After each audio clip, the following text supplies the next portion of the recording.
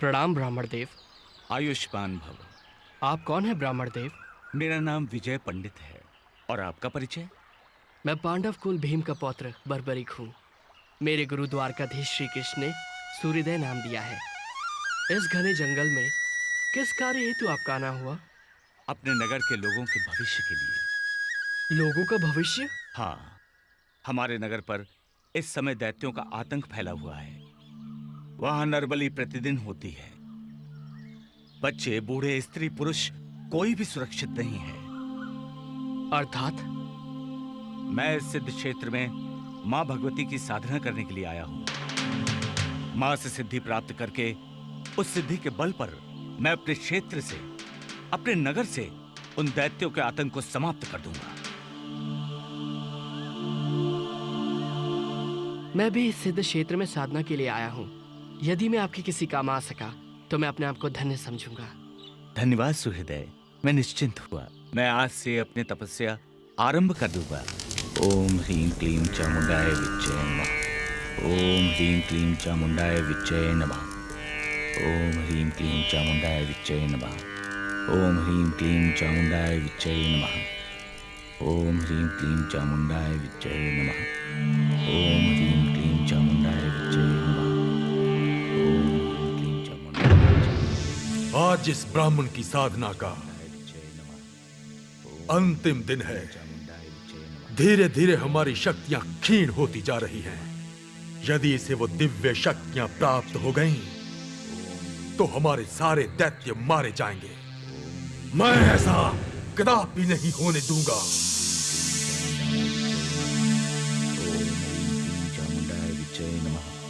ओम ह्रीं क्लीं चामुंडाय विच्चये नमः।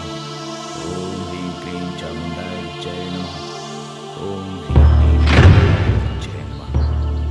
ह्रीं क्लीं चामुंडाय विच्चये नमः। ओम ह्रीं क्लीं चामुंडाय विच्चये नमः। ओम ह्रीं क्लीं चामुंडाय विच्चये नमः। अरे अनर्थ, घोर अनर्थ! ये क्या कर रहे हो तुम बंधु? साधु महाराज, ये सिद्धि प्राप्ति के लिए हवन कर रहे हैं। अग्नि जलाकर? आप जानते हैं इस अग्नि के तेज से अनेक प्रकार के जीव जंतुओं की हत्या हो रही है। साधु महाराज, अग्नि में आहुति देने से तो देवताओं की तृप्ति होती है। अहिंसा ही परमो धर्म है। जीव हत्या घोर पाप है। मैं ऐसा कदापि नहीं होने दूंगा, कदापि नहीं। ये क्या कर रहे हैं आप? साधु होकर हवन की अग्नि बुझाना चाहते हैं? मैं अच्छी तरह से जानता हूं इन पाखंडी ब्राह्मणों को। मैं ऐसा कदापि नहीं होने दूंगा, कदापि नहीं। हट जाओ।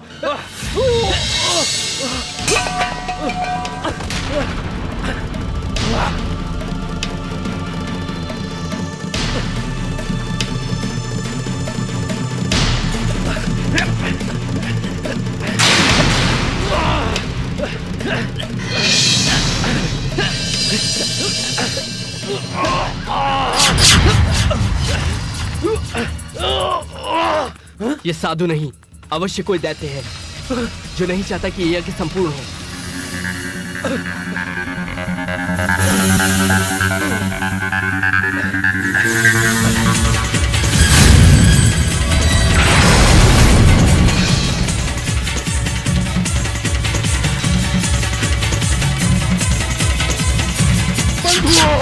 शत्रु हमारा पीछा कर रहा है, बच के जाने न पाए। घेर लो इसे, मार डालो इसे।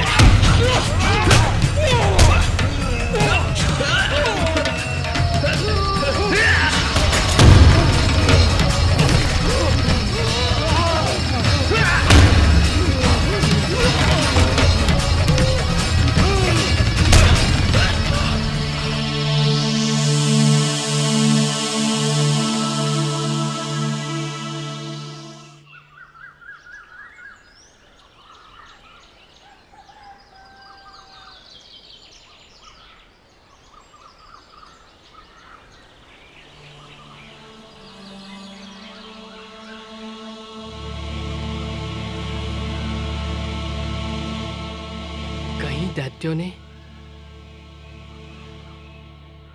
वीर,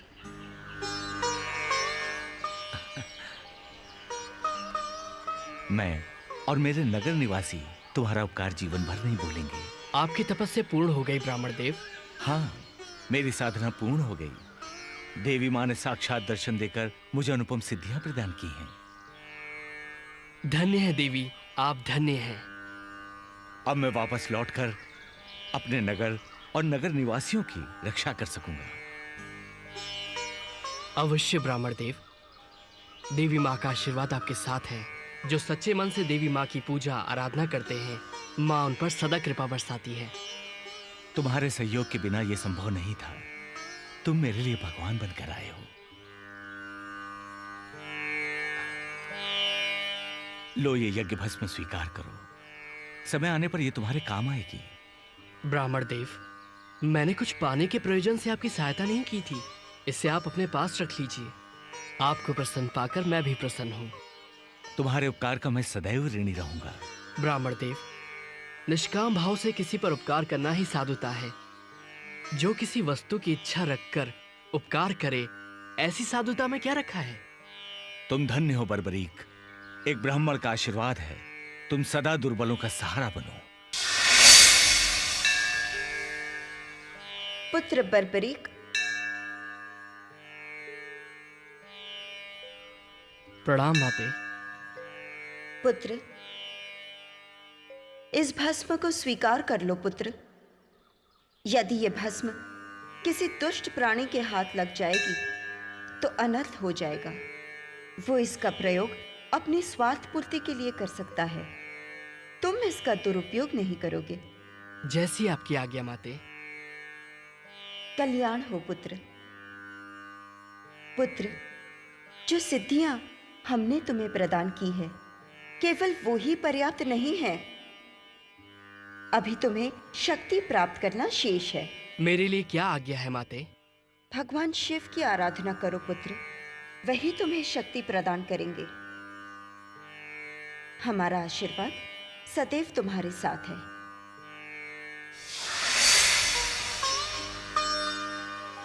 सुहृदय, मैं ईश्वर से प्रार्थना करूंगा कि तुम्हारी आराधना सफल हो। आज से तुम सिद्धसेन के नाम से भी जाने जाओगे। अब मुझे प्रस्थान करना चाहिए।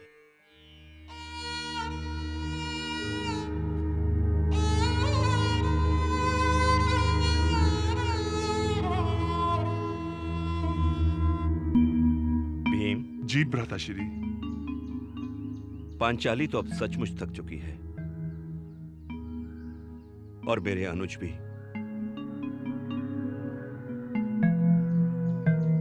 अब तुम मझले होने का कर्तव्य निभाओ और जाकर देखो आसपास कोई जल की व्यवस्था या विश्राम करने का उचित स्थान है या नहीं। और हां, शीघ्र लौटना भीम, क्योंकि 12 बरस की वनवास की अवधि अब समाप्त होने को है और दुर्योधन के सैनिक हमें सियार की भांति सूंघते फिर रहे हैं। जो आज्ञा भ्राताश्री।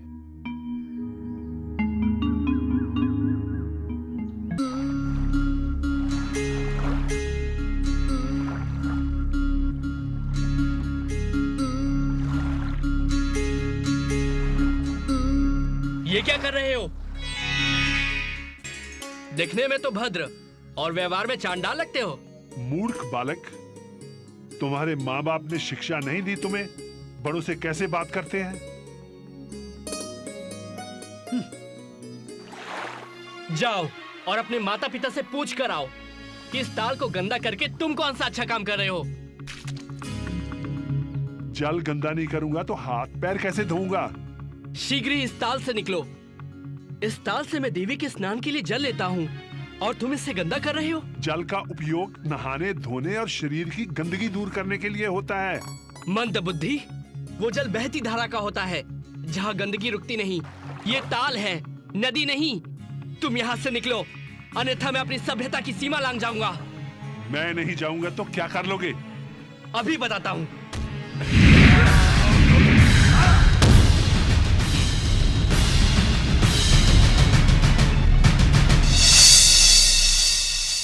मैं बच्चों पे हाथ नहीं उठाता, किंतु तुमने सारी सीमा तोड़ दी। तुम्हें तो सभ्यता सिखानी ही पड़ेगी।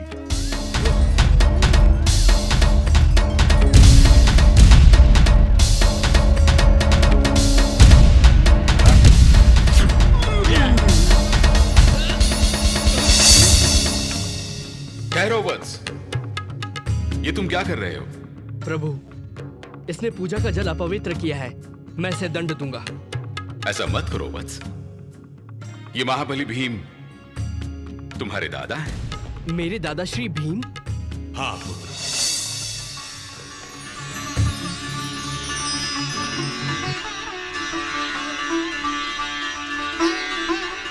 मुझे क्षमा कीजिए दादाश्री, मुझे क्षमा कीजिए। तुम मेरे पौत्र हो, मेरे घटोत्कच के पुत्र। हाँ हाँ दादाश्री, मुझसे अनजाने में ऐसा अपराध हुआ है जिसकी कोई क्षमा नहीं। नहीं पौत्र नहीं, भूल मुझसे भी हुई है। मैंने भी बड़े होने का कोई अच्छा परिचय नहीं दिया। मेरे लिए मात्र जल था और तुम्हारे लिए पूजा का स्थल, इसलिए भूल जाओ जो भी हुआ। कैसे भूल जाऊं दादाश्री, मैंने अपनी शक्ति का दुरुपयोग किया, वो भी अपने दादाश्री पर। मुझे इसके लिए अपने आप को दंड देना होगा। नहीं पौत्र नहीं, मैंने तुम्हारा बाल्यकाल नहीं देखा। हर पौत्र बाल्यकाल में अपने दादा पे हाथ उठाता है। मन मैला न करो पौत्र, हमारा मिलना शायद इसी प्रकार लिखा था।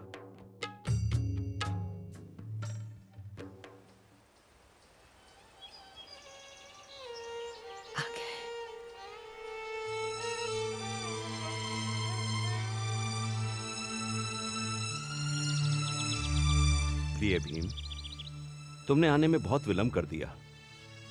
और ये भ्राताश्री, ये बर्बरीक है, मौरवी और घटोत्कच का पुत्र।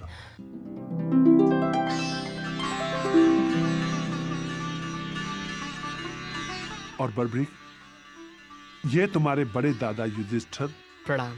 दादा अर्जुन, प्रणाम। नकुल सहदेव और तुम्हारी दादी द्रौपदी। प्रणाम दादीश्री। आयुष्मान भव। बर्बरीक बड़ा सुंदर नाम है। सुंदरता के साथ साथ ये अद्भुत शक्तिशाली भी है। और जानते हो द्रौपदी, इसने मुझे मल्ल युद्ध में परास्त किया। ये बालक आपको? हाँ द्रौपदी, ये यहाँ वन में सिद्धियां प्राप्त करने आया था और मेरी इससे भेंट हो गई। पुत्र बर्बरिक, तुम्हारी दादीश्री हिडिंबा, माताश्री और पिताश्री कैसे हैं? दादाश्री, जब से मैं श्री कृष्ण से शिक्षा प्राप्त करके निकला हूं तब से उनके दर्शन नहीं हुए। लेकिन ये विदित है कि वो सदैव पिताश्री और आप सबकी चिंता में लगी रहती हैं। घोड़े के टापों की आवाज।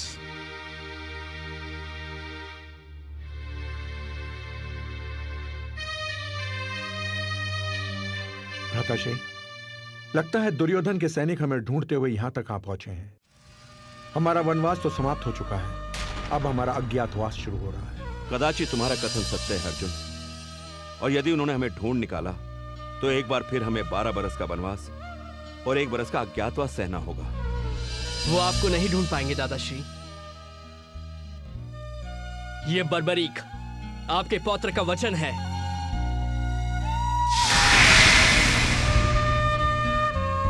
दीन दुखी और निर्धन ने है जब जब इसको पुकारा। श्याम जी आ गए हैं, श्याम जी आ गए हैं।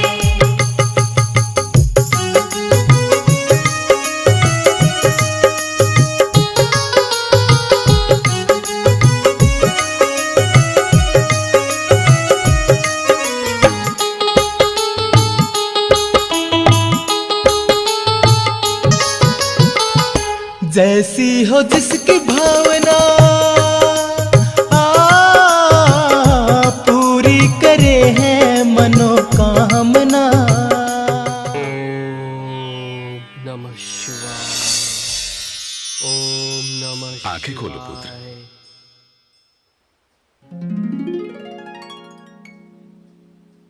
प्रणाम प्रभु। कल्याण हो। हम तुम्हारी आराधना से अति प्रसन्न हैं पुत्र। कहो, क्या वर मांगना चाहते हो? प्रभु, प्रथम इच्छा थी कि आपके दर्शन हो, वो अब पूर्ण हुई। और दूसरी? मैं ऐसी शक्ति चाहता हूँ प्रभु जिससे मैं दुर्बल और निसहाय लोगों की रक्षा कर सकूं।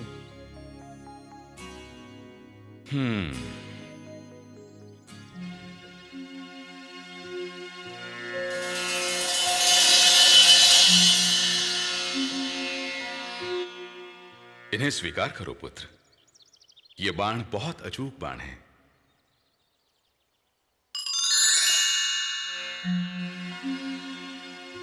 पहला बाण छोड़ने से तुम युद्ध भूमि में जिनका भी वध करने की कामना करोगे, यह बाण उनके शरीर पर मृत्यु चिन्ह बना देगा। दूसरे बाण के चलने से जिन जिन के शरीरों पर मृत्यु चिन्ह बने हैं, यह उनका वध कर देगा। तथा तीसरा बाण समस्त सृष्टि का विनाश कर देगा। किंतु ध्यान रहे पुत्र, इन बाणों का कभी दुरुपयोग मत करना। स्मरण रहे, तुम सदैव दुर्बल का साथ दोगे, हारे का सहारा बनोगे। जो आज्ञा प्रभु।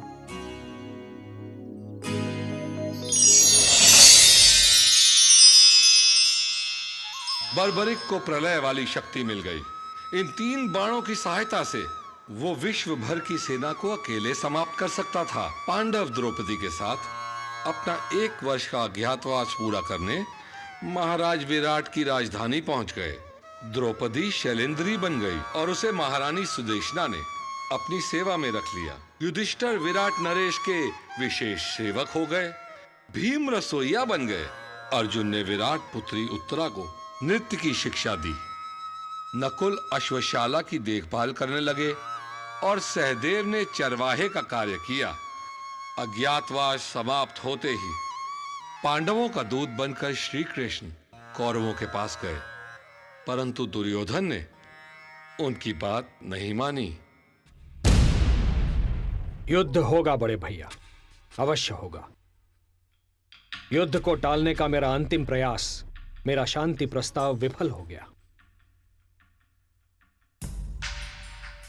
मामा शकुनी के द्यूत के पासे अब जुए की बिसात से निकलकर नरसंहार का नृत्य कर रहे हैं। हस्तिनापुर नरेश धृतराष्ट्र ने नेत्रहीनता को अपना रक्षा कवच बना लिया है और पुत्र मोह के कारण वो अपना राजधर्म भूल चुके हैं। मैंने आप पांडवों के लिए केवल 5 गांव मांगे थे, किंतु दुर्योधन ने कहा कि 5 गांव तो क्या, वो सुई की नोक के बराबर भूमि भी नहीं देगा।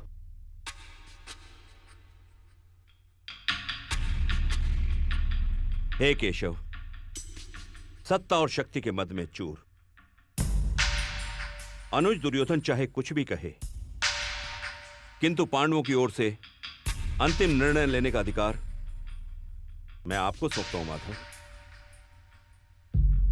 प्रश्न अब केवल न्याय संगत अधिकार का नहीं है महाराज, अब प्रश्न है धर्म का। और मैं तो सदैव धर्म के हित की बात करूंगा और यही कहूंगा कि हे सर्वश्रेष्ठ धनुर्धर, उठाओ अपना गांडीव। हे गदाधारी भीम, उठाइए अपनी गदा। हे धर्मराज युधिष्ठिर, उठाइए धर्म की ध्वजा। जब जब राजनीति करने वाले लोग असंवेदनशील होंगे, तब तब शस्त्र उठेगा। यह युद्ध होगा सत्य और असत्य का, न्याय और अन्याय का, धर्म और अधर्म का। इसलिए यह धर्म युद्ध है, जिसके लिए धर्म क्षेत्र कुरुक्षेत्र चुना गया है। अर्थात ये युद्ध तो होगा ना वासुदेव? निस्संदेह पांचाली। हे मधुसूदन, अंतिम सांस लेती मेरी प्रतिशोध की ज्वाला को आपने पुनर्जीवित किया है। हे नरश्रेष्ठ, ये आपका वचन है, आश्वासन मात्र नहीं।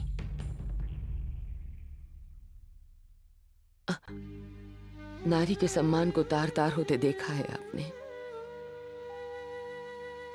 हे दीनानाथ, आपने मेरी लाज ढकी। इन खुले केशों के साथ यदि मैं चिता तक जाती तो मेरा स्थान नरक में निश्चित था। कृष्णे, तुम्हारे रूप में समस्त नारी जाति का अपमान करने वालों को चिता भी नहीं मिलेगी। उनके शवों पर विलाप करने वाला कोई नहीं होगा, होंगे केवल गिद्ध। कुमार बर्बरीक की, कुमार बर्बरीक की, कुमार बर्बरीक की, कुमार बर्बरीक की, कुमार बर्बरीक की, कुमार बर्बरीक की। दादीश्री। बर्बरीक। दादीश्री, मुझे लगा कि आप मुझे याद कर रही हैं, सो मैं यहाँ चला आया।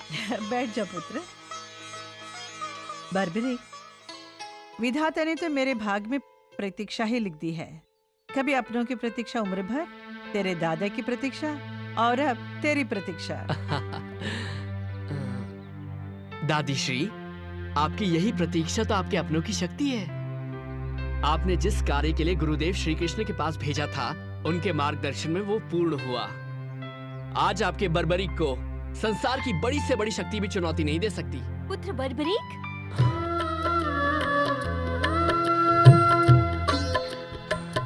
प्रणाम माते। आयुष्मान भव पुत्र। क्या तुम्हें मेरी सुध कभी नहीं आई? मैं दिन रात तुम्हारी ही चिंता में थी। आप मेरी जननी हैं। ऐसा हो सकता है कि मैं अपनी जननी को भूल जाऊं? आप, दादी तथा पिताश्री सब मेरे हृदय में बसे हुए हैं। पुत्र, जिस कार्य हेतु वासुदेव ने तुम्हें गुप्त क्षेत्र भेजा था, वो पूर्ण हुआ?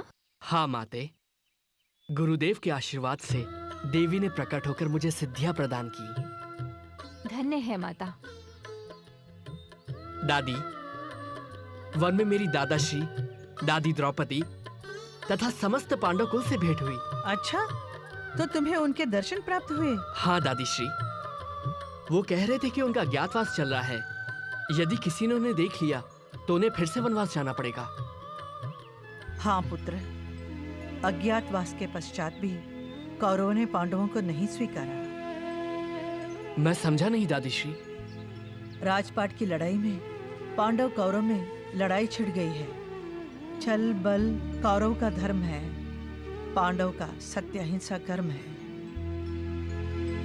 कृष्ण शांतिदूत बनकर मध्यता करने गए, किंतु दुर्योधन ने उनकी एक न सुनी। ये तो अन्याय है। युद्ध की तैयारी हो चुकी है। इधर केवल 5 पांडव, तेरे पिता और श्री कृष्ण हैं। निश्चित रूप से विजय कौरवों की होगी, क्योंकि उनके पास तो अपार सेना है। मेरे होते ऐसा कदापि नहीं हो सकता। यदि कौरव सारे विश्व से एक विशाल सेना भी इकट्ठी कर लें, उनके पास मेरे इन बाणों का सामना करने का साहस नहीं है। पुत्र, तू अभी एक बालक है। इतने बड़े योद्धाओं के समक्ष तू अकेला क्या कर सकेगा? माते, भगवान शिव से मुझे शक्तियां प्राप्त हुई हैं। वरदान के स्वरूप मेरे पास 3 अमोघ बाण हैं, जो किसी भी शत्रु को एक पल में समाप्त कर सकते हैं। मुझे युद्ध क्षेत्र में जाने की आज्ञा दीजिए माताश्री। किंतु पुत्र। माते, मैं केवल वहां जाकर युद्ध देखूंगा। मैंने देवी सिद्धंबिका तथा भगवान शिव को वचन दिया है कि जो पक्ष कमजोर सिद्ध होगा, मैं केवल उसी की सहायता करूंगा। मेरे ये बाण केवल हारने वाले पक्ष के लिए चलेंगे। पुत्र। मौरवी, इसे मत रोको। आज पांडव कुल को इसकी आवश्यकता है। जाओ पुत्र, युद्ध जीत कर आओ और इतिहास बनाओ। सदा हारे का सहारा बनो। दीन दुखी और निर्धन ने है जब जब इसको पुकारा। श्याम जी आ गए हैं, श्याम जी आ गए हैं।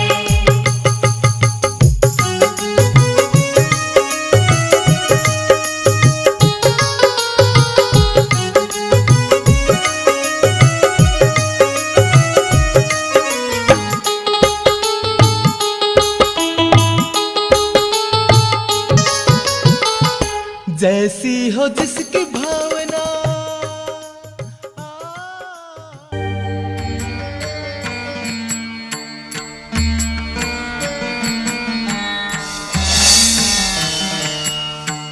Dom da da re na na, dom da da re na na, dom da da re na na, dom da da na na, dom पता नहीं तुम मित्र हो या शत्रु, किंतु वीरता तुम्हारे अंग अंग से झलकती दिखाई पड़ती है। तुम यहाँ किस पक्ष को अपना समर्थन देने आए हो? मैंने कोई निर्णय नहीं लिया है। इस समय तो मैं युद्ध को निकट से देखने की अनुमति लेने आया हूँ। वो तो तुम्हें सरलता से प्राप्त हो जाएगी युवक। ये धर्म युद्ध है। कोई भी योद्धा बिना दबाव के किसी भी पक्ष को अपना समर्थन दे सकता है। विचार करने की बात तो मात्र ये है कि कौन सा पक्ष धर्म, कौन सा अधर्म की ओर है। सुना है इस युद्ध में इतने महारथी इकट्ठा हो रहे हैं जो पहले कभी नहीं हुए। सत्य है युवक, केवल ये बताओ कि तुम अपना समर्थन किस पक्ष को दोगे? मैं तो सदैव निर्बल के पक्ष में हूँ। मैं पराजित का मित्र हूँ। ये दैव्य गुण है, मानवीय नहीं। तुम्हारी सेना कहाँ है युवक? मैं स्वयं एक सेना हूँ। मैं अकेला ही युद्ध करके किसी भी सेना को परास्त कर सकता हूँ। तुम्हारा व्यक्तित्व विचित्र है युवक। सत्य तो प्रदर्शन के पश्चात ही सिद्ध होता है। मैं द्रुपद पुत्र धृष्टद्युम्न, पांडव सेना का प्रधान सेनापति, तुम्हें अपने क्षेत्र से युद्ध देखने का निमंत्रण देता हूँ। धन्यवाद। मुझे पांडव पक्ष से यही अपेक्षा थी।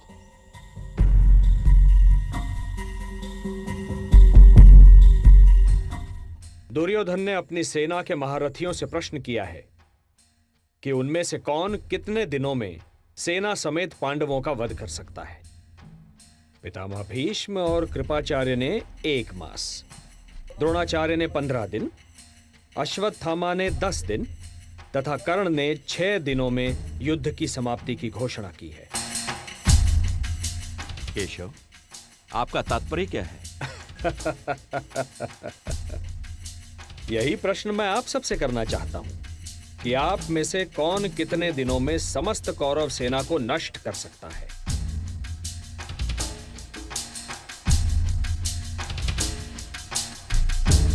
वासुदेव,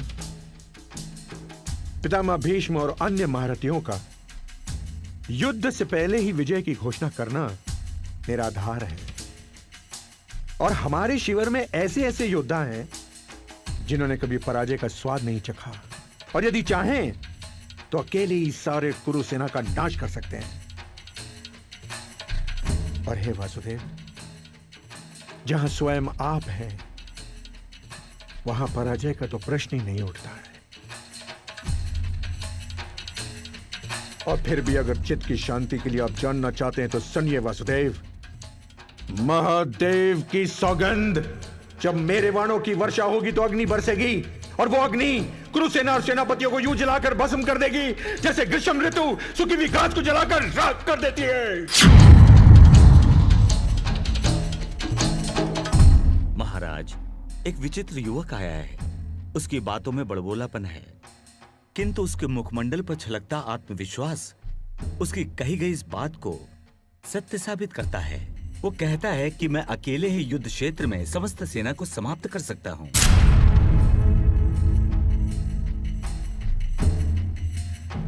ये तो किसी पागल का प्रलाप लगता है। नहीं पार्थ, युवक है, युद्ध की बात करता है। चलकर देख तो लो उसे।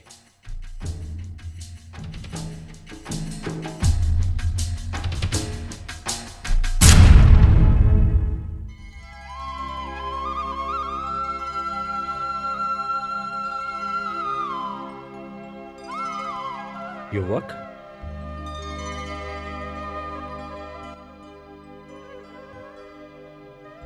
गुरुदेव, आप? सुहृदय। प्रणाम प्रभु। आयुष्मान भव। पुत्र, ये तुम्हारे दादा श्री अर्जुन हैं। हाँ, गुप्त क्षेत्र में हम अल्प समय के लिए मिले थे। प्रणाम दादाश्री। विजयी भव पौत्र। गुरुदेव, मुझे युद्ध की सूचना मिली और मैं चला आया। हाँ वत्स, युद्ध की घोषणा हो चुकी है। अब हमें अपने पक्ष की शक्ति का विस्तार करना होगा। गुरुदेव, अब आपको चिंता करने की क्या आवश्यकता है? आपका शिष्य सिद्ध क्षेत्र से सिद्धियां प्राप्त करके लौटा है। मैं अकेला ही समस्त कौरव सेना को समाप्त कर सकता हूं।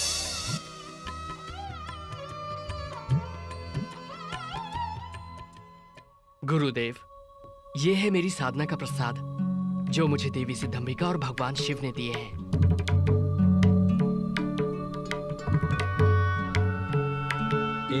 बाणों की विशेषता क्या है पुत्र? पहला बाण जब चलेगा तो जिन लोगों के वध की मैं कामना करूंगा ये उन पर मृत्यु चिन्ह बना देगा। पौत्र, ये कुछ अतिशयोक्ति नहीं लगती? नहीं दादाश्री, जब ये दूसरा बाण चलेगा तो जिन जिन के शरीर पर मृत्यु चिन्ह का निशान है ये उनका वध कर देगा। तुमने इन बाणों की कभी परीक्षा की है? अब युद्ध होने ही वाला है, परीक्षा भी हो जाएगी। मान लो कि ये वृक्ष कुरुक्षेत्र है और इसके ये सारे पत्ते शत्रु सेना। इन पर अपने बाणों का प्रयोग करके दिखाओ। जो आज्ञा गुरुदेव।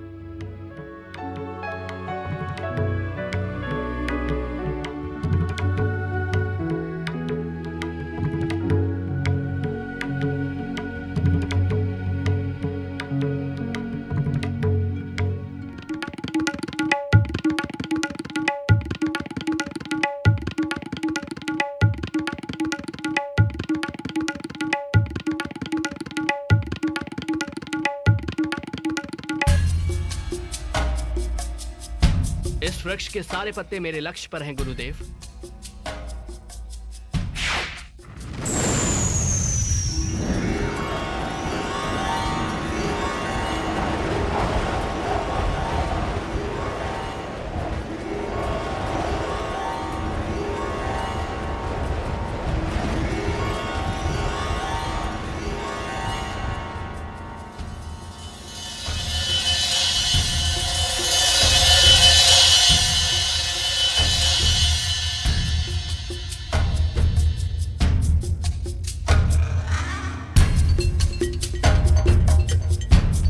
गुरुदेव, पहले बाण ने अपना कार्य पूरा कर दिया। पुत्र, तुम्हें विश्वास है कि सारे पत्तों पर चिन्ह लग गए हैं? हाँ गुरुदेव।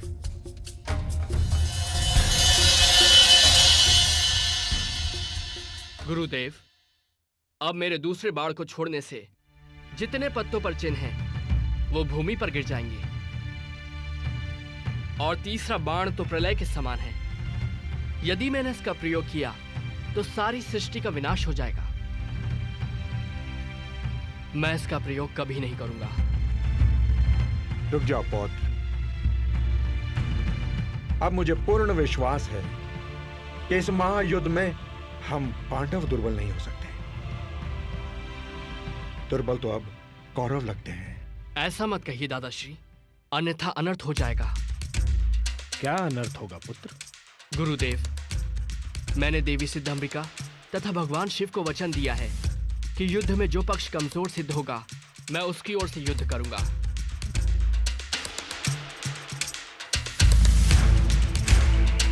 तो इसका अर्थ यह हुआ पौत्र कि बीच युद्ध में भी आप हमारे शत्रु का पक्ष ले सकते हो? हाँ दादाश्री, यदि युद्ध में कौरव पक्ष कमजोर सिद्ध हुआ तो देवी को दिए वचन के अनुसार मुझे उनकी ओर से ही युद्ध करना पड़ेगा। चलो पौत्र, विश्राम कर लो। क्षमा करें गुरुदेव, मैंने निर्णय लिया है कि युद्ध क्षेत्र से बाहर रहकर ही युद्ध देखूंगा।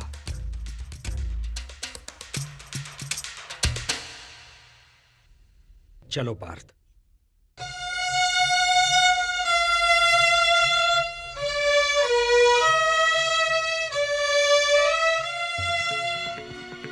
हे केशव, हे जनार्दन, इस युद्ध में तो हमारी विजय निश्चित है।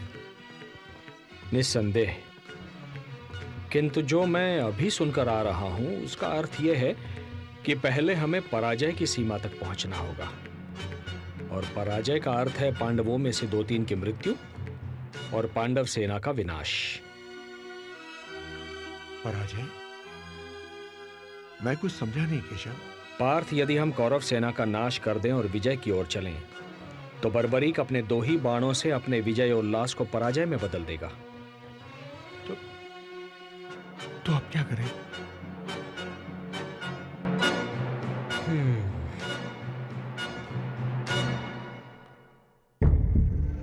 तुम ही बताओ मित्र, क्या सचमुच बर्बरी के बाण चमत्कारी होंगे? अवश्य मित्र, यदि वो बाण महादेव ने स्वयं बर्बरीक को दिए हैं तो निश्चित ही वो चमत्कारी होंगे।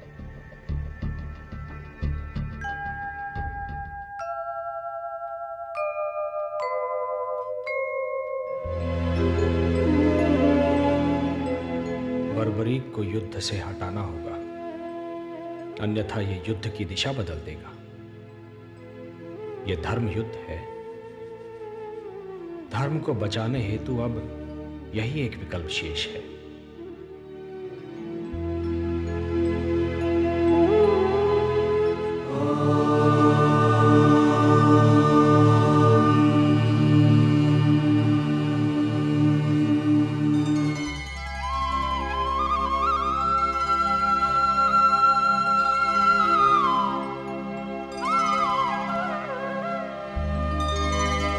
सूर्योदय। प्रणाम गुरुदेव। प्रणाम दादाश्री। आयुष्मान भव।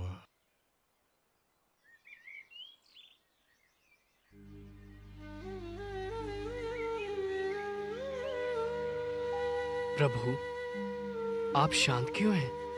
क्या चिंता है आपको? पुत्र कल से युद्ध शुरू हो जाएगा। देखें, निर्णय की ओर जाता है। मेरे होते आपको चिंता करने की कोई आवश्यकता नहीं है।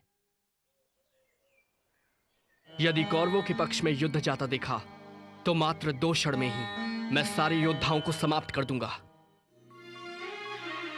मैं तुम्हारी शक्ति से परिचित हूं पुत्र, और यह भी जानता हूं कि तुम्हारी हम में अनन्य भक्ति है। किंतु क्या प्रभु? पुत्र, आज शुक्ल फाल्गुन द्वादशी है। आज की महिमा दुगनी हो जाती है। किंतु मुझे बताइए प्रभु, मैं आपके दिए हर आदेश का पालन करूंगा। वत्स सूर्योदय, युद्ध से पूर्व चंडी एक बलि चाहती है, और बलि उसी की चढ़ाई जाएगी जो अतुलित बलशाली होगा। इसमें चिंता किस बात की है प्रभु? चिंता इस बात की है वत्स कि इस पृथ्वी पर 3 ही ऐसे वीर हैं जिनकी बलि स्वीकार होगी। मैं, तुम या अर्जुन। नारायण नारायण। केशव,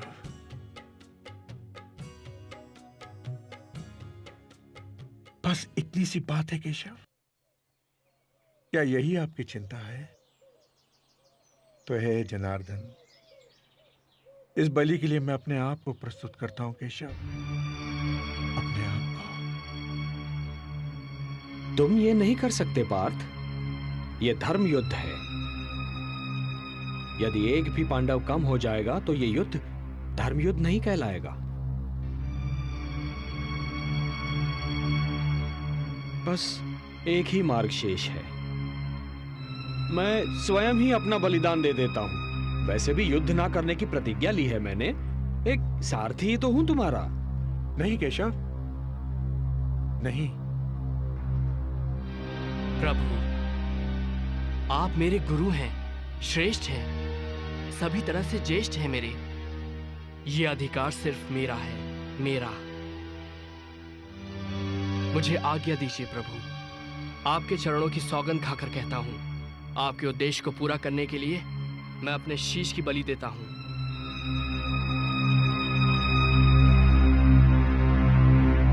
प्रभु, ये कार्य करने से मेरे वंश की कीर्ति बढ़ेगी।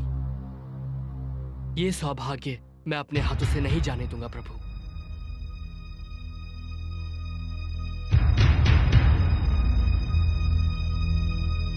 सोचिए मत प्रभु। उठाइए ये शस्त्र और मेरे शीश को धड़ से अलग करके चंडी मां को बलि चढ़ाइए। मैं ऐसा नहीं कर सकता। यदि मैंने ऐसा किया तो यह बलिदान नहीं होगा, हत्या होगी।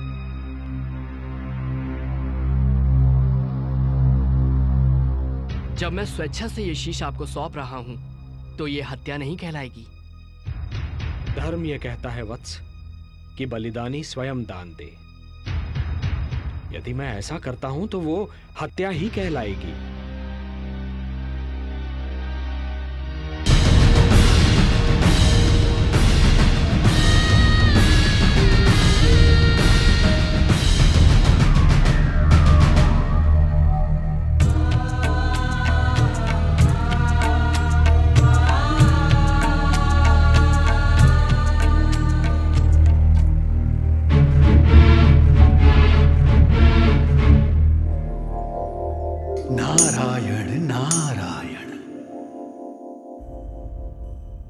पुत्र घटोत्कच, अब युद्ध का कोई विकल्प नहीं।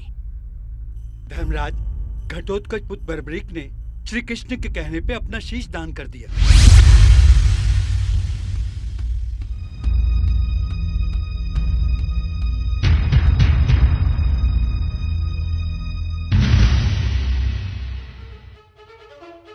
उन वाणों की सत्यता की परीक्षा तो स्वयं वासुदेव ने ली है।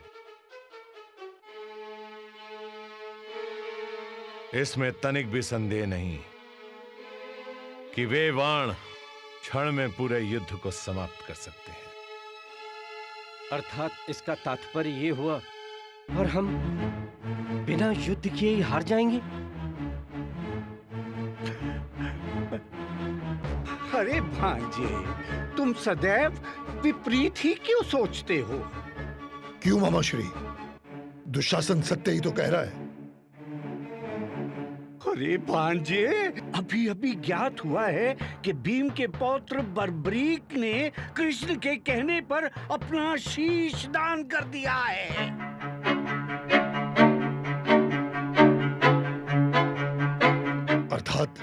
अर्थात भांजो, बर्बरीक की मृत्यु हो चुकी है। अब उसके युद्ध करने का प्रश्न ही उत्पन्न नहीं होता। भीम और पांडव सारे शोकाकुल हैं।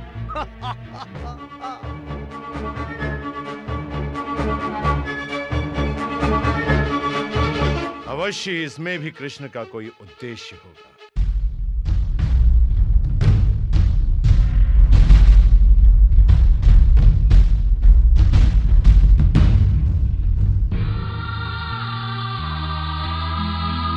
पुत्र बर्बरीक, पौत्र, ये तूने क्या किया? वासुदेव, ये आपने उचित नहीं किया। अब मैं हिडिंबा और मौरवी को क्या उत्तर दूंगा?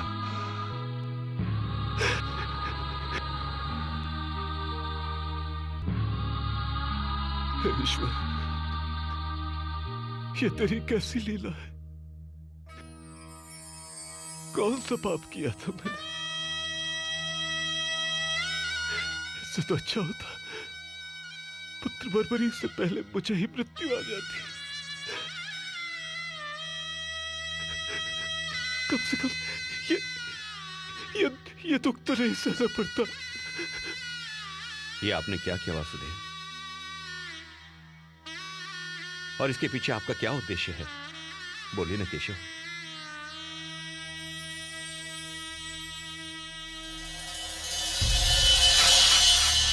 वत्स, भगवान श्री कृष्ण ने महाबली बर्बरीक से ये शीशदान किस कारण मांगा, मैं बताती हूं।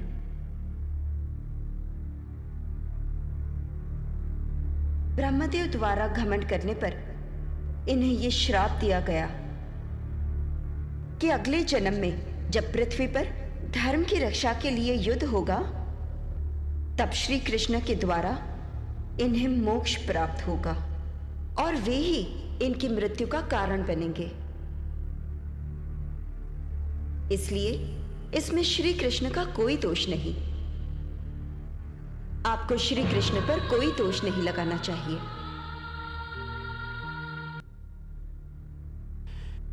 हे केशव, मुझे क्षमा करें, क्षमा करें।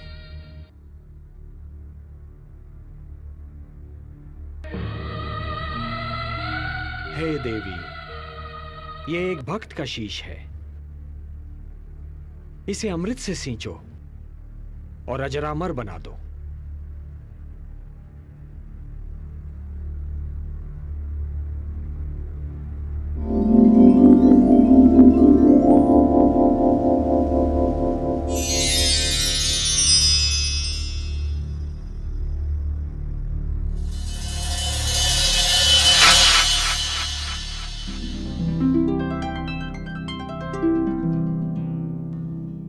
प्रणाम प्रभु।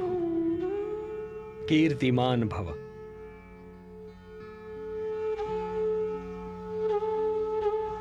पुत्र बर्बरीक, तुम्हारे त्याग, साधना और तुम्हारे इस महान शील, आज मैं तुम्हें अपना वो नाम देता हूं जो माता यशोदा ने स्वयं मुझे दिया था, श्याम। नारायण नाम से पुकारेंगे। जय श्री श्याम। जय श्री श्याम। जय श्री श्याम। जय श्री श्याम। वत्स, अपनी इच्छा मुझे बताओ। हे नारायण, हे श्याम, मेरी 2 इच्छाएं हैं। प्रथम इच्छा, मेरी देह को आपके हाथ से अग्नि मिले, और मेरी दूसरी इच्छा, मैं महाभारत का युद्ध देखने आया था, मैं वो देखना चाहता हूं। तुम्हारी दोनों इच्छाएं पूर्ण होंगी वत्स। तुम्हारे इस शीश का कभी अंत नहीं होगा।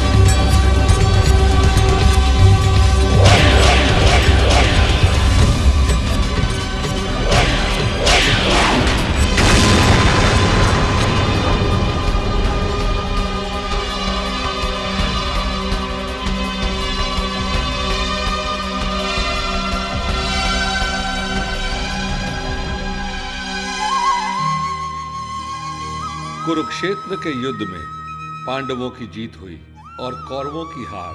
चारों ओर से पांडवों की जय जयकार सुनाई दे रही थी। पांचों पांडव इस युद्ध का श्रेय स्वयं ही ले रहे थे। मैंने धर्म की मर्यादा का पालन करते हुए युद्ध का संचालन किया और इसीलिए हमें विजयश्री का प्रसाद मिला।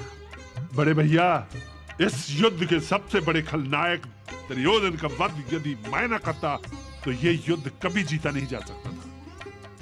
मजले भैया, यदि पितामह भीष्म बाणों की शैया पर नहीं लेटे होते तो विजय हमसे कोसों दूर होती।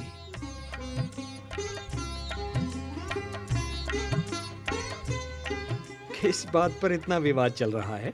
कृष्ण, तुम ही बताओ कि इस युद्ध में विजयश्री का मुकुट किसके शीश पे रखना चाहिए? ये तो बड़ा विकट प्रश्न है भीम भैया। इसका उत्तर मैं कैसे दे सकता हूं? मैं तो केवल पार्थ का सारथी था।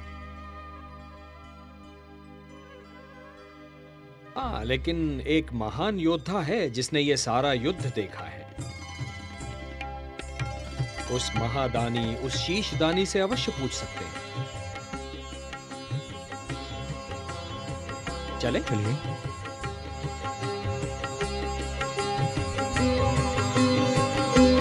नारायण नारायण।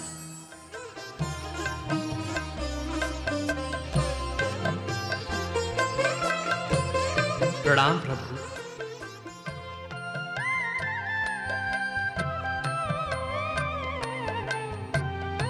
हे शीशदानी, तुमने महाभारत युद्ध देखा? हाँ नारायण, संपूर्ण देखा। तुम्हारे ये पांचों पितामह इस बात पर विवाद कर रहे हैं पुत्र कि इस युद्ध में विजय किसके कारण प्राप्त हुई।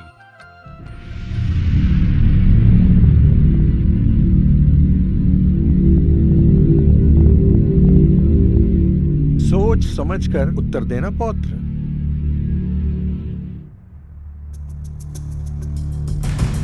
ना जाने किस आधार पर आप सब अपने आप को इस युद्ध का नायक मान रहे हैं। आप बड़े दादा धर्मराज युधिष्ठिर, आपने असत्य भाषण करके अपने गुरु द्रोणाचार्य का वध कर दिया। मेरे पितामह भीम, आपने गदा युद्ध के नियमों का उल्लंघन करके दादा दुर्योधन का वध किया। गांडीवधारी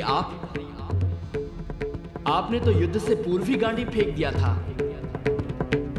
पितामह भीष्म को आपने शिखंडी का आश्रय लेकर बाणों की शैया पर सुलाया।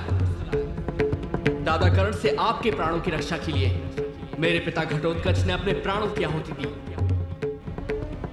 नहीं, आप में से कोई भी नहीं है।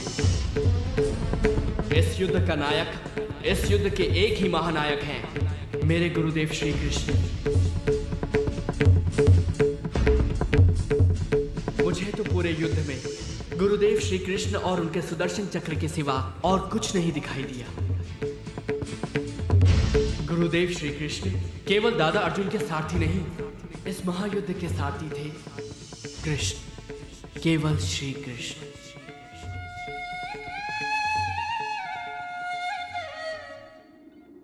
हे वासुदेव, हे केशव, हमें क्षमा कीजिए।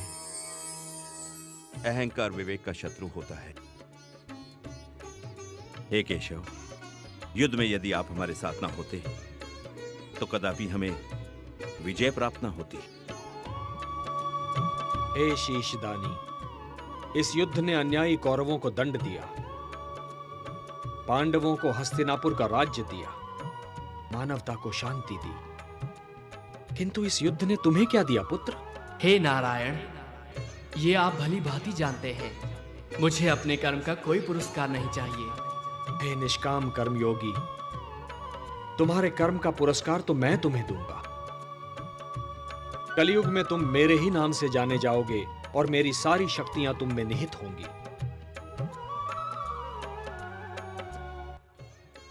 जो भी मनुष्य तुम्हारी पूजा करेगा उसकी सारी मनोकामनाएं पूर्ण होंगी। मेरे लिए क्या आज्ञा है प्रभु? पुत्र, कलयुग का प्रसार बढ़ते ही तुम खाटू नाम के स्थान पर प्रकट हो जाना।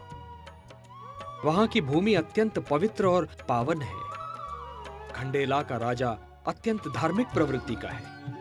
जब तक यह पृथ्वी है पुत्र, जब तक सूर्य चंद्रमा है, जब तक ये सारे नक्षत्र हैं, तुम लोगों के लिए पूजनीय और वंदनीय होगे। तुम्हारे शीश की पूजा होगी पुत्र। तुम शाम नाम से जाने जाओगे और हारे का सहारा बनोगे। ओम नमो भगवते वासुदेवाय।